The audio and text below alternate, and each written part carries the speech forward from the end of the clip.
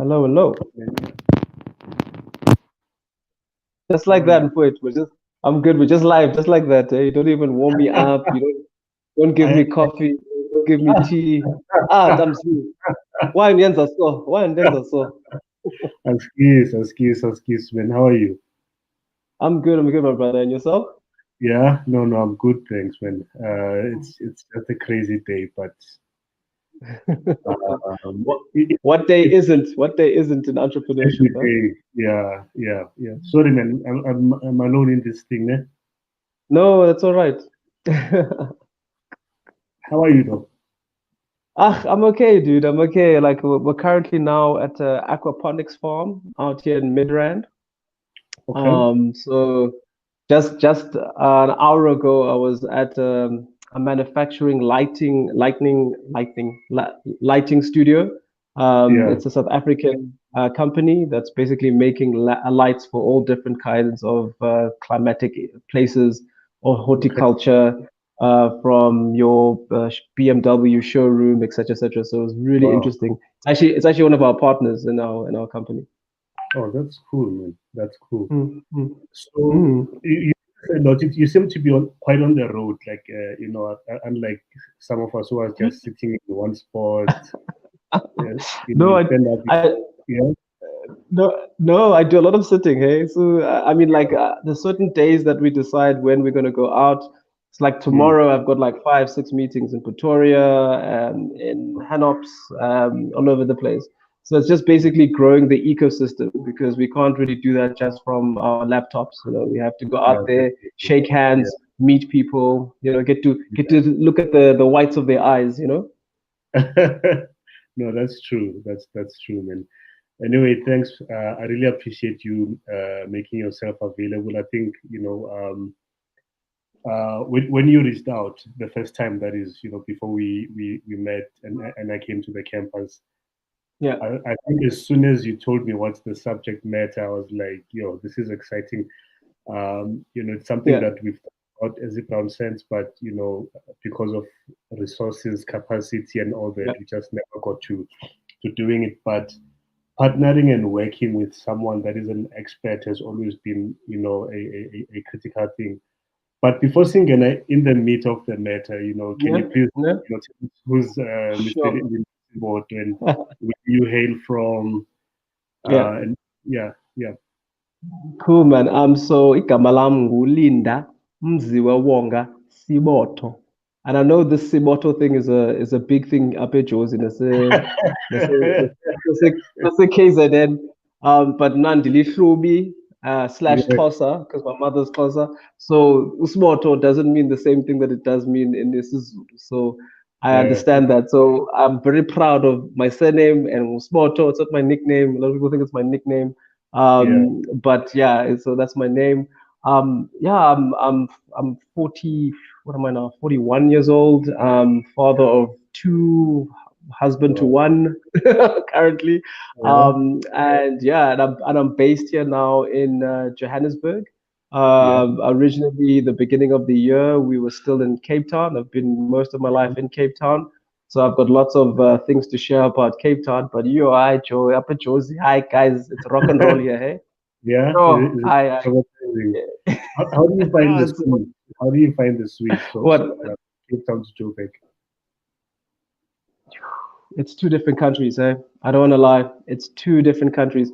Firstly, everyone's black here. Like that's the first thing that I noted. Everyone Yeah. is black, and people ask me, "What do you mean everyone's black?" Everyone's black. Anywhere I go, everyone's black. I go to Santon, everyone's black. I go to what's the other? Santon, there's Bryanston, everyone's black. It's like, what do you mean? Everyone's black. Like everywhere in Cape Town, are Yeah. there no black people in Cape Town? I'm like, not really. And if we are, we're hidden. We're Yeah. hidden from the rest of the world. Yeah, yeah, yeah. So that's the big difference. But then also, I think in terms of business and commercial wise, this Yeah. space at Joburg, I can see why people make it here after leaving Cape Town.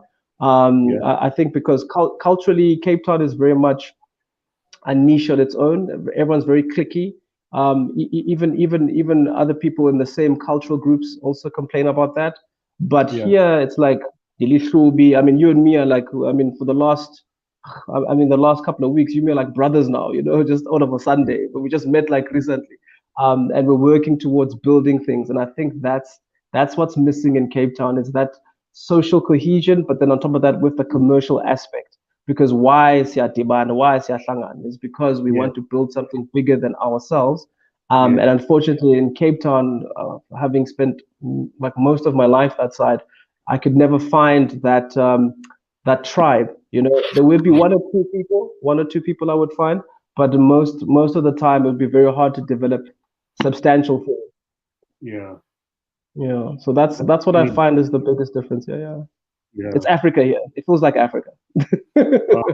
No, Yeah. that's Also, an interesting take because because sometimes, and I suppose that's how social media is. I've mm, had those that angle in terms of I'm a clique and all that. You mm, know, mm. definitely not something I've experienced because when I'm in Cape Town, I'm there for a reason, Yeah, for a few days, 3, 4 days, whatever, in and out. Never long yeah. enough to experience, Mm. what that feels like or looks like.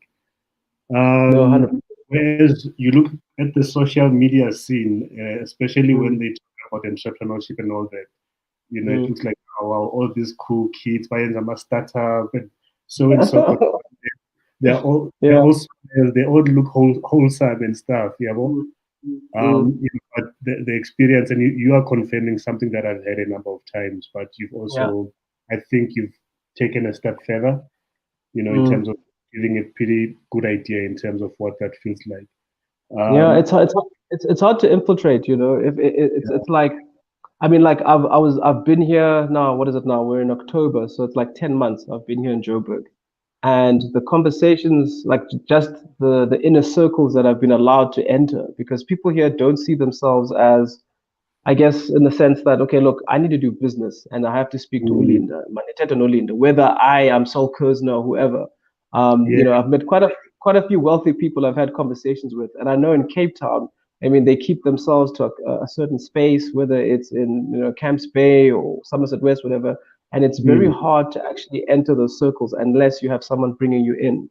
In this case, oh, it's random. I will call the person up, next thing I have a meeting, and that's yeah, sort of like the difference that is there. And also, a lot of people in Joburg criticize a lot of black people in Cape Town, saying, yeah, "Kutheni nina nizami, kutheni kunzima, solo kunzima, why?" And yeah, it's sure, because there isn't that energy, And if it is, yeah, in Lokshin, at least there's things happening in Lokshin, but some yeah, people want to get into town and industrialize what they're doing and sure, commercialize it to an extent where it becomes like a brand that everybody knows as a household. That is yeah, very difficult. Like if you can make it in Cape Town as a black person, or not even as a black person, as any person in some sort of business, you've done quite a bit for yourself. Up at Jose, I'm not saying it's easy, but at least mm, you know where to go to find the people to do the thing that you need to do. yeah, yeah. No, that's awesome, really, really awesome. So, tell us how then you maybe before we get there, just your Yeah, background in terms of the business yeah. space. and then how you find yourself getting into the cannabis space. Right.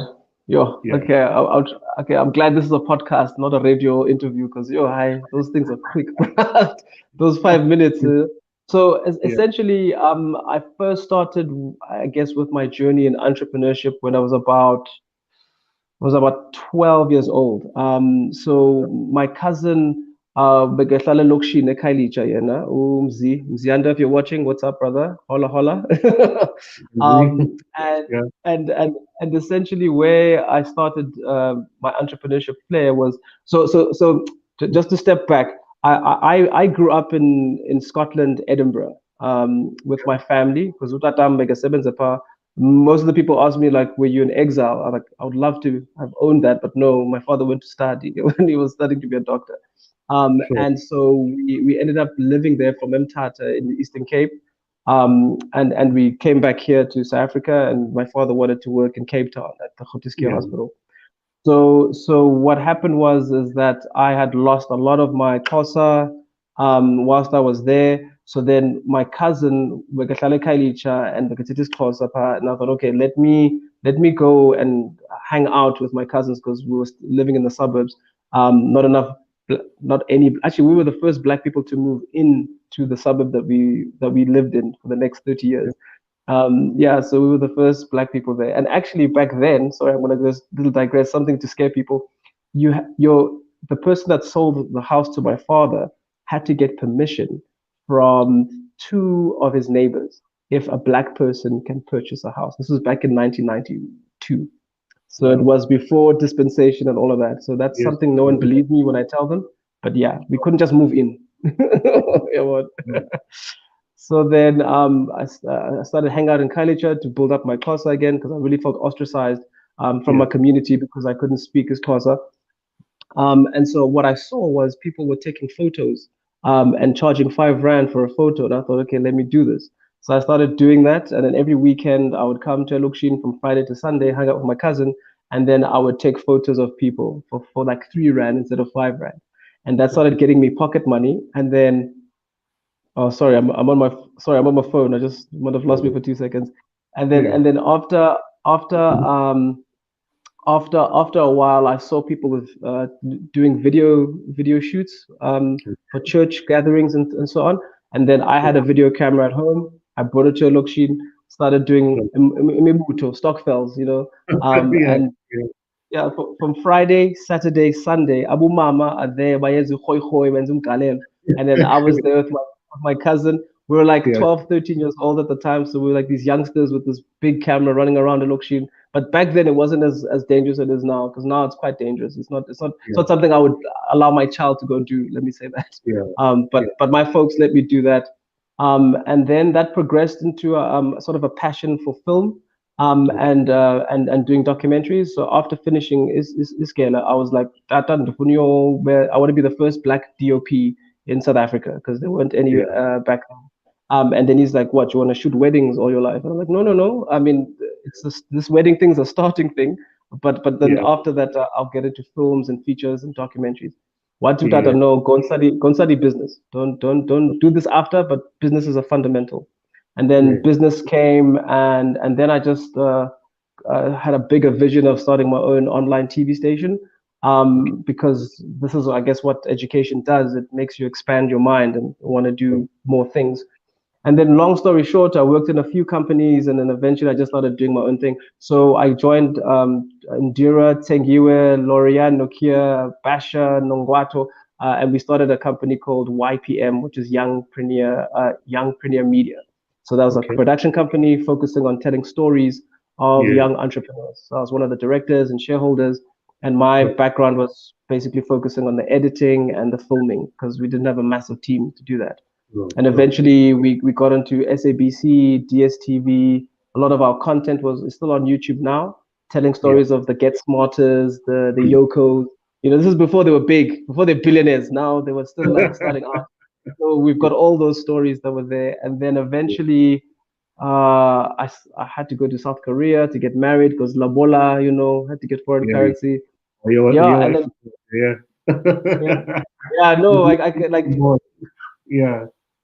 Yeah, so I had to go and do that. And then eventually, after all of that, I started working for another company, and then I just can't work for people, unfortunately. I have to do my own thing. And the cannabis thing basically came about 3 years ago. Okay. So just a quick background, my mom and my dad both died from cancer. So Oh, my so mom from yeah. breast cancer, and then my dad from prostate cancer. So there Okay. was like, I think about 10 years in between their deaths. And in that time, I was researching sort of what other alternative medicines that can be used to cure or at least assist my parents. And cannabis kept on coming up, but I didn't fully understand it because of the stigma that was surrounding it. But it was always in the background. And then when I met my now business partner, he approached me and says we should start a cannabis company. But at the time, we didn't know what it was. And then it evolved into, or it built out into an educational platform that we had online, which is now Cheeba Cannabis Academy. And now we Sure. have a campus in Rivonia, which you've come to visit. But Awesome. I think I'll stop there and let you ask a question, sort of. I can Yeah, go on, sort of. that's it's really dope.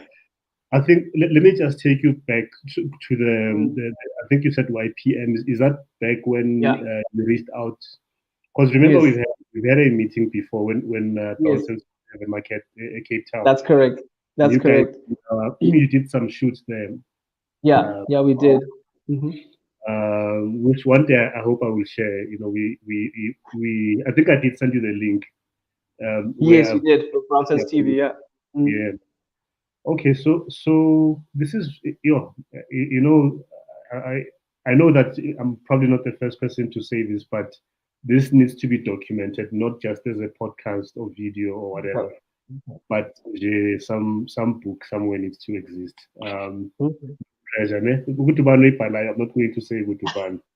I'm just going to say that some book needs to exist somewhere. I hear Actually, you. I hear you. I hear do you you. have siblings? Sorry, do I have? Do you have siblings? Angizwanga ukhuluma ngama-siblings. You mentioned the cousin. Oh, yeah, Yeah. yeah. No, I've got a younger brother of mine, Usandi. He's Oh, my younger brother. Yeah, but he suffers from bipolar and schizophrenia. oh shit. So he was diagnosed when he was 16, 17. Yeah. So yeah, so the funny thing though is that because of this cannabis journey that I'm on, I've now found out that I mean some of you might know magic mushrooms, Mhm. and the medical term I guess is called psilocybin.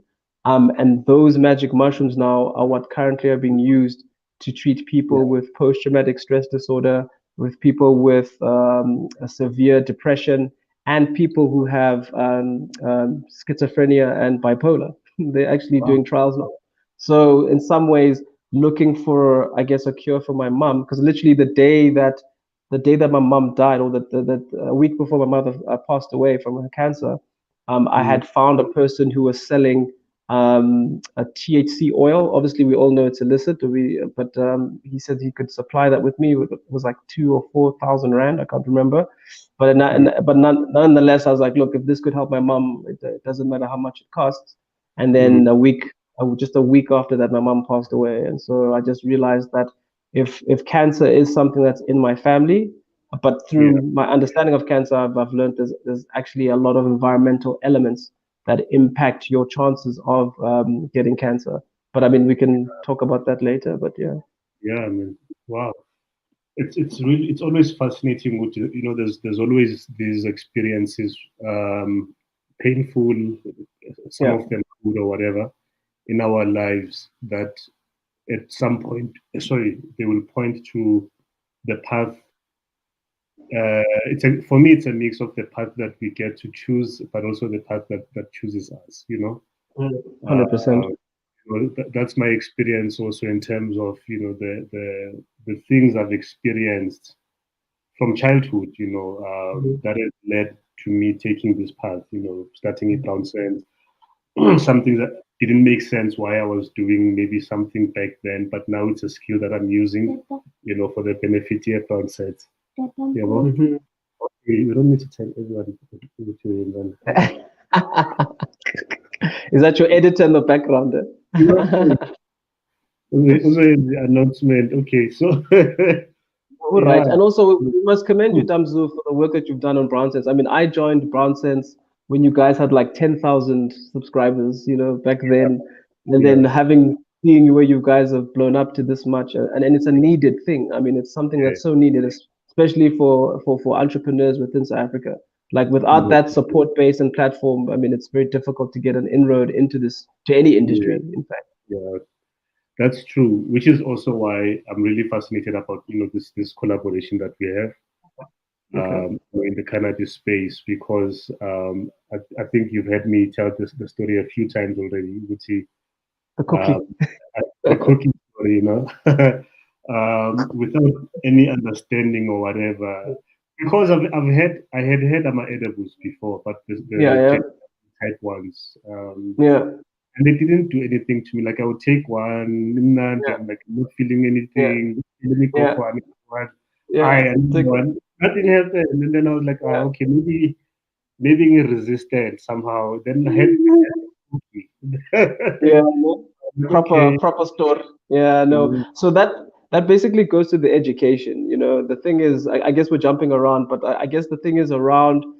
So cannabis is fun. Okay, it's as much as it's a medicine, it's super fun in terms of the way you use it. Whether they call it recreational, but for us, we like to use the term adult usage, because when you say recreational, things is having a big patsoy here. You're like, recreational drugs.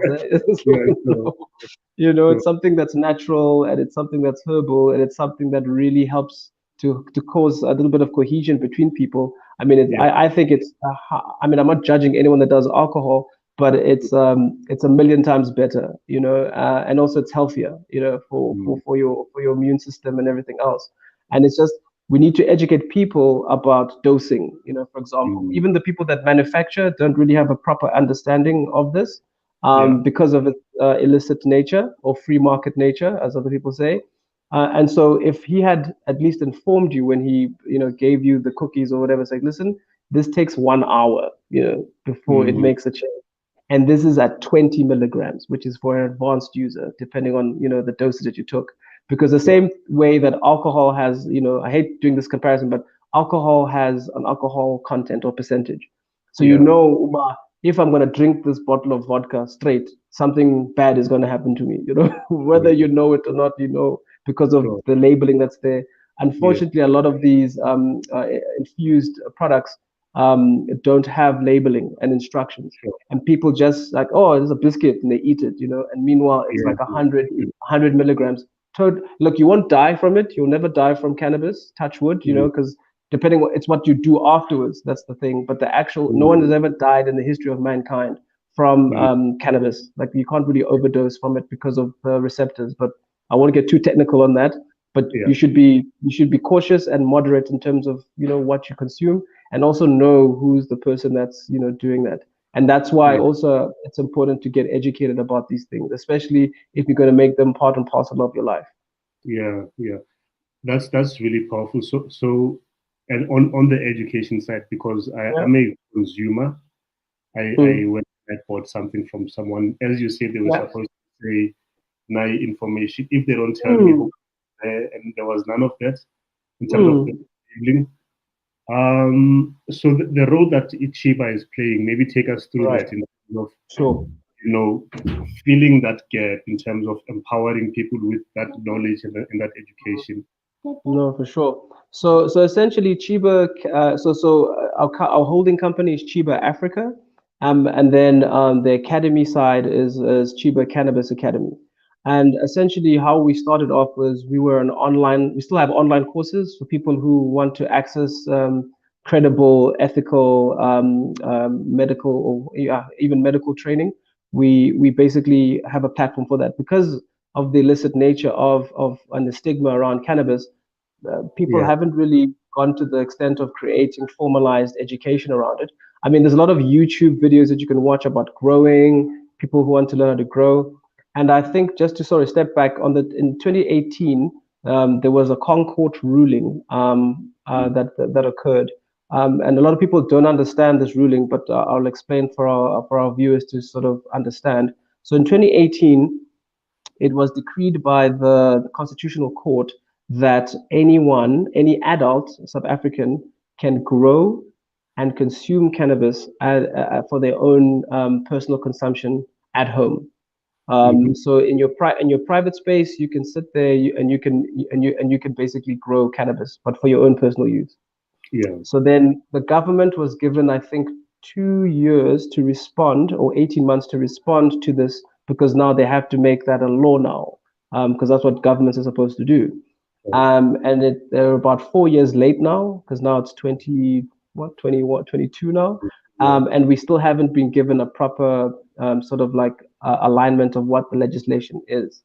Now, does that mean I can sell cannabis to anyone I want because I can grow it? No. Any product that contains THC, which is the psychoactive component, you need to have a license to sell it, and you wouldn't be able to sell it even locally. You'd have to export it to another country. Those are sort of the parameters around that. So with us as an education brand or education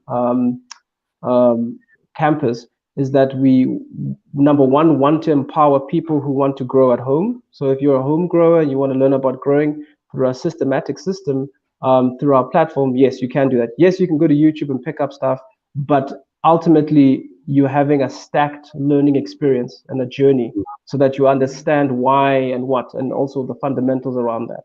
And then secondly, we've got a commercial industry that's at its infancy and it's developing, and people investing loads of money into building their own cannabis facilities. And the challenge is that people assume because it's weed that it should be easy to do, but this is farming, Buffett. Like it's not different from maize, tomatoes, and all that. And the complexities around it are very quite deep. And you're not having that. Even guys who've been growing for 10 years or whatever, who are seasoned, when they grow at scale, it's a whole different story. So I would say, are the gap in that, because we have assembled subject matter experts who can come in and basically help equip you and also help you build out what you need to do. And also same with your home growing, you can come and do online courses or actual contact courses with us that can allow you to sort of expand your knowledge and also grow your network. That's cool. So you've touched on a number of key points in terms of me as someone that's interested to get into the space. So I'm still completely new, so I haven't grown anything. The only space I have is my house. Yeah. I live on the 4th floor in a building, so I don't have a garden space in my house. Right. Where do you suggest I start in terms of my journey into this space? Okay. Yeah. So firstly, do one of our courses. So we have a Grow 101 course that we have. It's fairly affordable. I think it's 1,200 or 100 Rand. It's all done online, self-study, with 4 or 5 videos that we've produced, which are showing you different growing sort of like environments that you can grow in, from the very high-tech guy who's got like tents, tunnels, and fans, to the guy that's growing elokshin which is known as the backyard grower. Yes, you may be in a high rise, but do you have a balcony? I've got a balcony, yes. All right, so there's an opportunity for you to do some pot plants at your balcony, which is totally legal. You know, even though you may think the body corporate might throw you out or whatever, it's within your rights, constitutional rights as a South African. You do the course, you get empowered through the course, and then you can start growing. And then also we will, assist you in terms of finding, our partners, because we've got partners who are part of the full value chain. So if you're needing to get seeds and things like that, then we are able to point you in the right direction for people that can assist you in that. And then if you want to advance your growing, then we've got an actual advanced growers course. So for people who've maybe been growing for maybe 3 or 4 years, and now they just want to get more into it and get a little bit better at what they're doing, then we also have that we can facilitate. It's a contact course. And then the other course that we have, which is just completed now, and I think BrownSense is running a promo for, which is our commercial cultivation course. And this is for people now who want to scale and get into the industrial side of this thing. Because ultimately, end of the day, you have to be growing. You grow for a purpose, you know. Yeah, there we go. There it is, guys. And there's the promo code, 30% off. It's in Cape Town. We're starting with our next cohort. It's a very amazing course, even for people within facilities that are still growing. This is a great entry point for you if you want to get into the business of cannabis. Sure. So across the value chain, we really help and support people through, you know, their experience with cannabis. Yeah, man. So you mentioned something earlier, excuse me, about the I think it was around THC and that it cannot be sold in the country, but only exported. Does that only apply to THC or any other product that I manufacture? I don't know if manufacture is the right word, but I create out of my cannabis. Yeah, so we've got CBD. So a lot of people are using CBD oils. You know, those are sold at Discam, Clicks, you know, all pharmaceuticals and so on. So those are options for people to have, which don't have the psychoactive sort of element that you know, a full, what we call a full spectrum sort of plant would have. So those are options that people can have. But the challenge that we also are facing with this is that the products which are on the shelf currently that are allowed to be sold don't have the efficacy that you would have in a full plant extract, and I'm meaning with THC. But you can have CBD, but you need to have it in quite a bit amounts. So we talk about milligrams and the dosing. And so if you want to be very effective in terms of your treatment and making sure that you're looking after yourself and basically balancing your health, you need a large amounts of CBD to actually make a real difference. And I wouldn't say you should use CBD to cure your cancer. That's not going to really happen.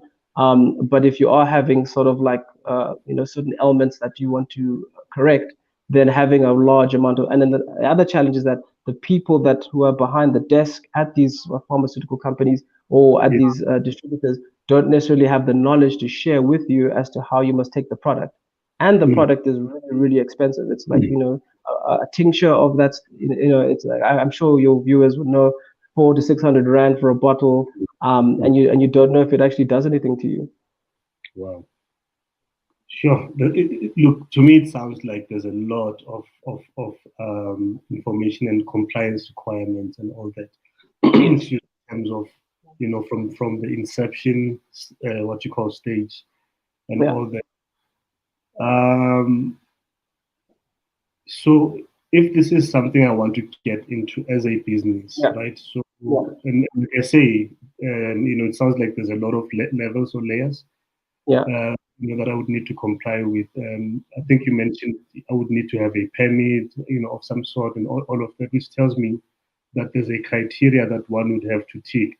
So in your catalog of courses as the Cheeba Academy, Cheeba Cannabis Academy, do you cover all of those levels? So Nyakara today, I'm doing it for myself, or I'm doing it as I want to start a for-profit business in this. 100%.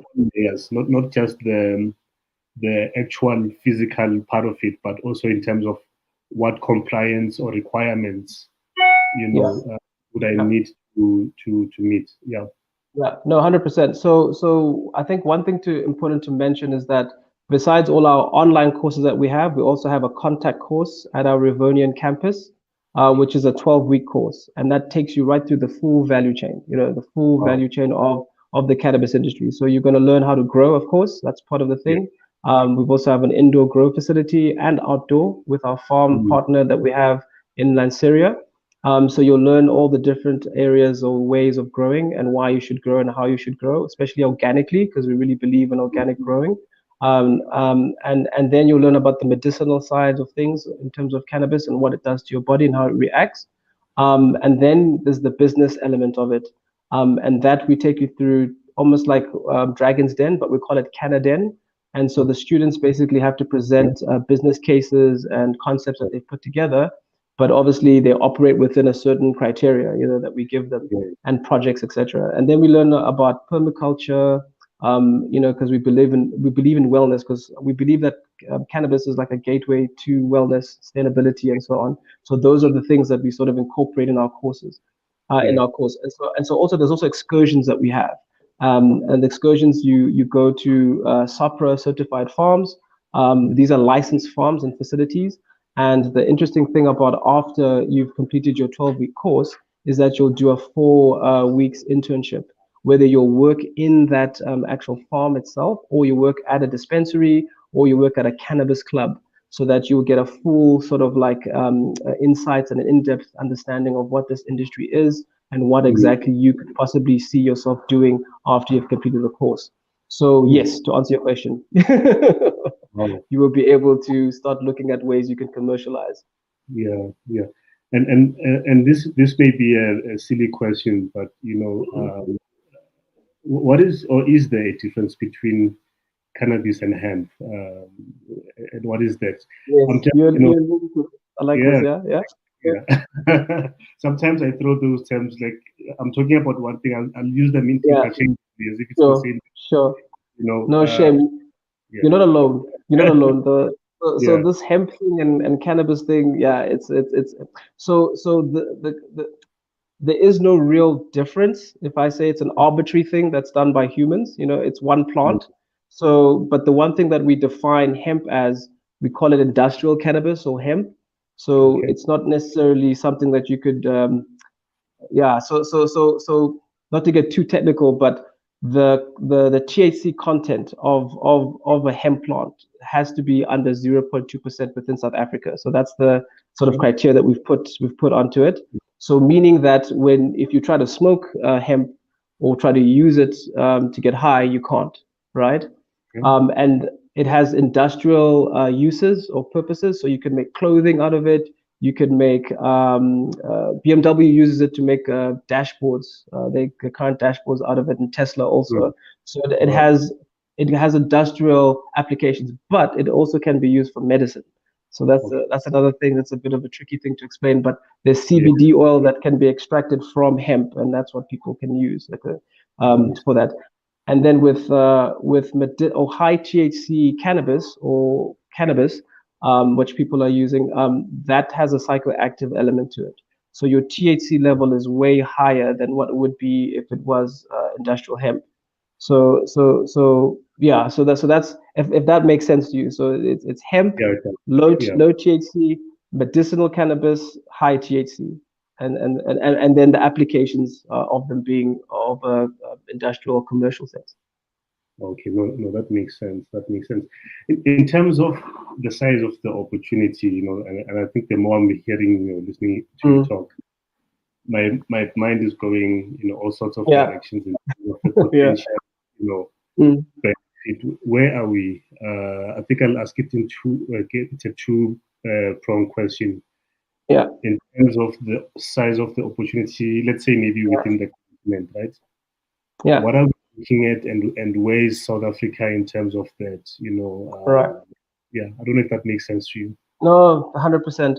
So if I remember the numbers right, I'm not a numbers person, so I get these things wrong. But in Africa alone, in terms of the potential for the cannabis industry, we're looking at 28 billion. I don't know whether if it's dollars or rands, but it's 28 billion is the number that we're looking in terms of the opportunity. But that was done by Prohibition Partners, who are a think tank who are around cannabis, so that they basically publish a lot of their findings and insights, and they're based in the UK. And so this is what they did. But this was pre-COVID, before we had COVID.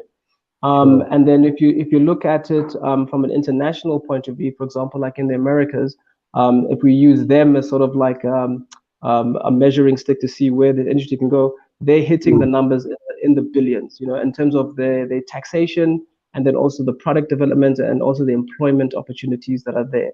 So and America is not the potentially the biggest market. We've got the European market, and that is looking to be quite favorable for South Africa because of our growing condition, and we're already importing and exporting to them on a regular basis.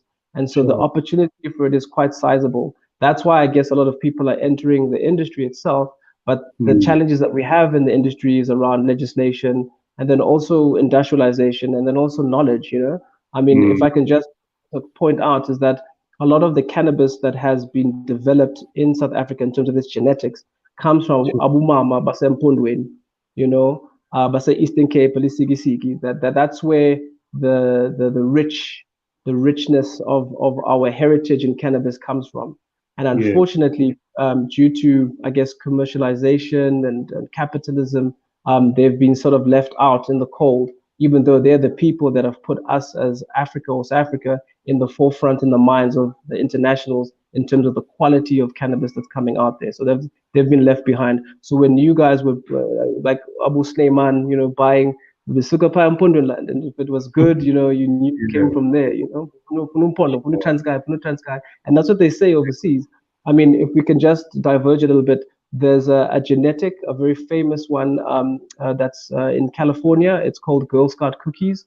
45% of that genetic is Durban poison, but it's an internationally renowned genetic. Everyone loves it. Everybody knows it. It's making a lot of money, but that money doesn't participate back into South Africa, even though it's our strain, that's part of that. Yeah. So these are the things that we were sort of not told about, and still not.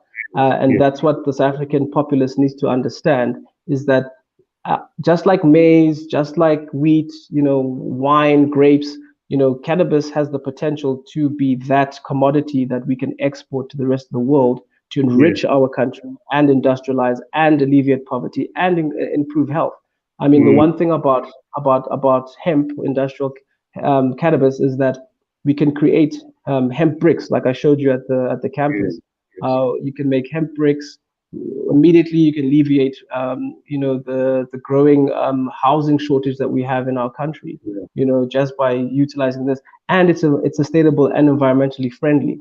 I mean, it's got all these pluses, but like this deal, I mean, one of the apartheid laws that still is in place is the one that the judiciary uses to criminalize people who want to consume or trade in cannabis. So hemp and cannabis you cannot trade in. And that's why, because the judiciary hasn't changed the law or hasn't amended it. And when you're a lawyer, you know these things, so I don't have to explain them to you. No, I don't know it. I don't know it all. You mentioned Abu Mama. What's the name of the area? That's Eastern Cape, basically. Yeah. What do we need to do as a group, to make sure that people like those are not left behind? Firstly, secondly, they get to benefit from what they're doing, because the way and what I'm seeing is this industry will blow up, and a lot of people, like people to be specific, will be left behind. And I think if ever there was a time to get in, this is it right now, in terms of plug in before the train is moving too fast and it leaves you behind. What did you see done, from that perspective, and ensuring that as a group we don't see a repeat of what we've always seen around our things being appropriated, like our food, our songs, and so forth. For sure. So firstly, government is there to help the people, right? In my understanding, when someone takes up office, they're there to protect my rights, and they're there to help expand my livelihood, and make a better legacy for the children or the youth that will come after us. So with government, what they can really do is, firstly, around the legislation, that needs to be sorted out and corrected so that people can actually trade freely without being arrested and criminalized. Like that needs to be the first sort of port of call. Then after that, your platform, for example, you have over 200,000 people on there. Once products are coming out of the Sikisiki and Pondoland and so on, let your community support those people, support the growers, support the people that are creating products on there, because then that way you increase the economy of that area. Because a lot of these people for decades have been living on the proceeds from cannabis. People who are lawyers today, people who are in business, people working for banks and things, their parents and their grandparents harvested cannabis to support their livelihoods. And currently, their livelihoods are being decimated now because of the fact that there is no support, and also because no one's thinking about channeling and using their skills and knowledge that they have acquired over the years to help bolster this industry. So I would say there's multiple ways of doing it, but I think there's ways that you need to do it properly, because then the main people that you've left out, you sort of keep in the circle and allow them to expand and grow in what they know. Yeah, that's true. That's true. And I think I'm glad you touched on that in terms of the government's responsibility. Because I think the next thought is, when has government ever done something of itself, unless if it benefits government or whoever that they want to. Yeah. I enjoy you because I'm scared. Yeah, my name is here. People know where. Yeah, so we can do it offline. So offline. It was me. It was not really that. So no, but look. I'll make an example outside of this industry. We in the ICT space. I became an admitted lawyer in 2006, and then worked at this law firm. So I did my articles at a different law firm. It was a one-man law firm. I was everything there. I was a messenger. I was a candidate attorney. I was a bank drafter, like all sorts of things. This guy didn't want to do the made a point to which, I'm not going to practice at this guy's firm. So I secured a place where I would work once I was admitted, which was a commercial law firm. They specialize in media law, ICT, and so forth. And that's when I started getting exposed to Intozabo ICASA and all of that from a regulatory perspective or legal perspective. And that's when I first heard of the term digital migration. And at the time, the then Minister of Communications, I think it was Kasapuri. I think that was her back then. They had, I don't know what they call it, but with an organization called ITU, which is like a United Nations type body, but for the telecoms. I think it stands for International Telecommunications Union, something to that effect. That's when the government, in a certain period or by a certain time, we will have migrated, or done the whole digital migration thing. Yeah, that song is still being sung today. This is 2022. Yeah. Okay, there's some activity happening, bakhuluma ngama set-top box and all of that. Minister data and those types of things. And my point is that. So I think a way to go would be, and I think this is where certain groups get this thing right. When people are committed towards a certain goal and they put money and resources towards the goal, and then you get experts, and that's their job, right? They know this thing because there's many other laws, apartheid laws, that are still in existence. We don't know them. We don't know all of them. Yeah. This is us when we face the brunt of the law and they pull out this act and then they smack you with it, because it's only you take it to the Concord to then challenge its constitutionality. Then the Concord, that law is unconstitutional, then it goes back to the government to repeal that law. And that would be a way of going about it. It's a long way, but I really believe that if we are going to sit and wait for government, they will only move once it somehow benefits them. You understand? That there's always a thing that we don't know, but 100%. I mean, like alone. No, 100%. I mean, alone for the taxation that they can have on this is, whatever deficit that they face every year, it'll be wiped out. You know what I mean? Like if we can just get to the point. But that's something that you and me, can talk about and debate forever. But it's unfortunately something at Yeah. the top, and also getting someone who understands Yeah. the possibilities that can be realized with cannabis. You need someone at the helm. I mean, they currently have Gareth Stratton, who's been appointed to deal with this rollout or this potential Okay. policy change that they need to make. And he comes, I mean, he's not from the cannabis space, but he's from an industry. I mean, with the motor industry, he's the one who helped propel that.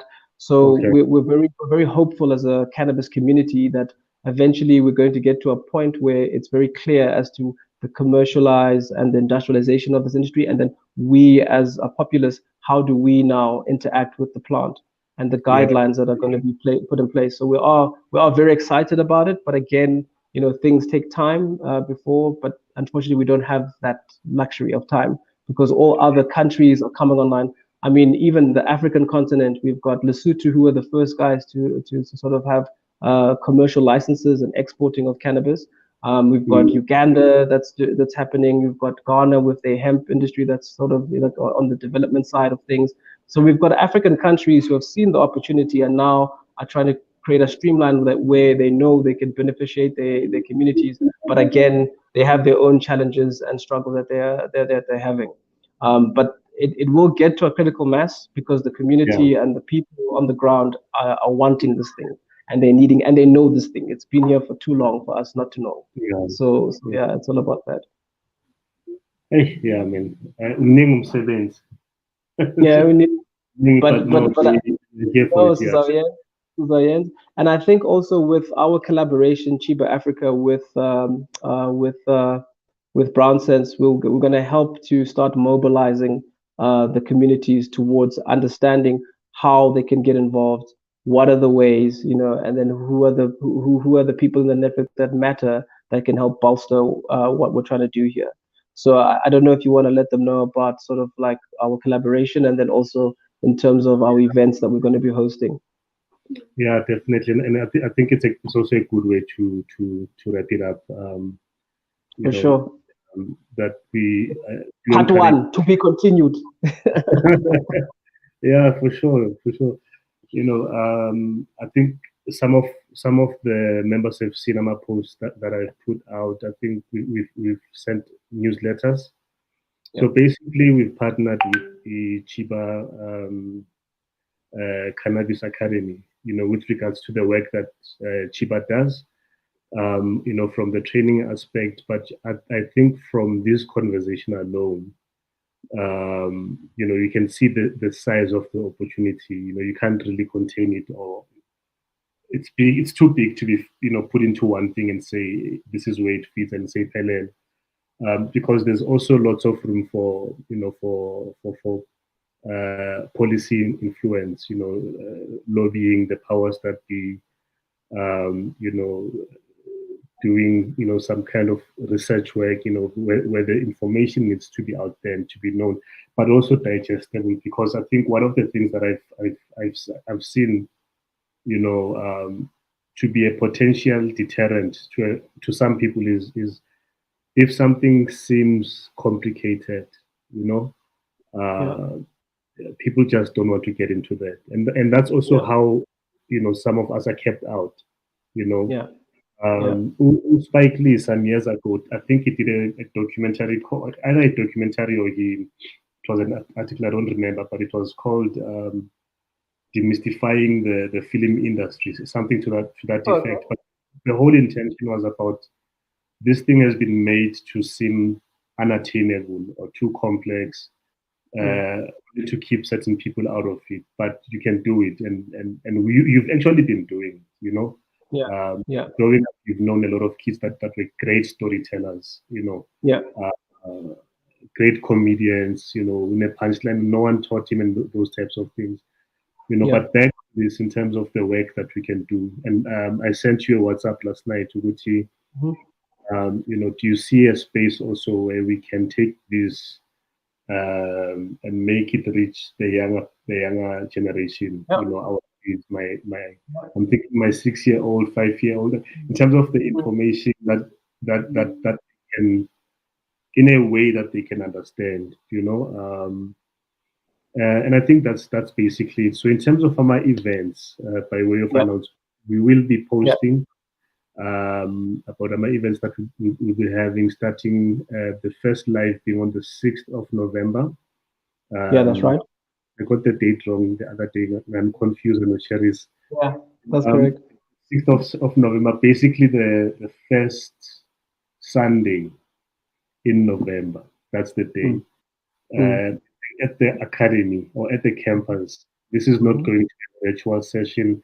It will be a good opportunity for you to come and see the space also and to see the work that Cheeba is doing. Because when I was there myself, I was like, hey, maybe I must just find a table and a chair and Wi-Fi password and just sit here. For sure. Aroma alone, I was like, yeah, okay, this is too nice, Yeah. Yeah, and then there'll be a lot more to come, in terms of these types of events. We are talking about doing a film screening next. I think you said next year. Yeah, 100%. Yeah. Yeah, I know for sure. Thing. I'm encouraging everyone, to take part in this. On today's what, Wednesday? On and I think Friday we'll be announcing probably Monday will be the marketing. Yeah. No. On Monday, I put up a post about an opportunity in Newcastle. In the group on Facebook, and there's also an article on our e-commerce platform. Let me share the link here. Okay. Where we talk about this. So basically, I'm just going to touch on a summarized version of this opportunity. There's a black farm where they grow hemp in Newcastle, and they are looking for people that will invest in 2 hectares per group. It can be per individual. If people can meet that requirement.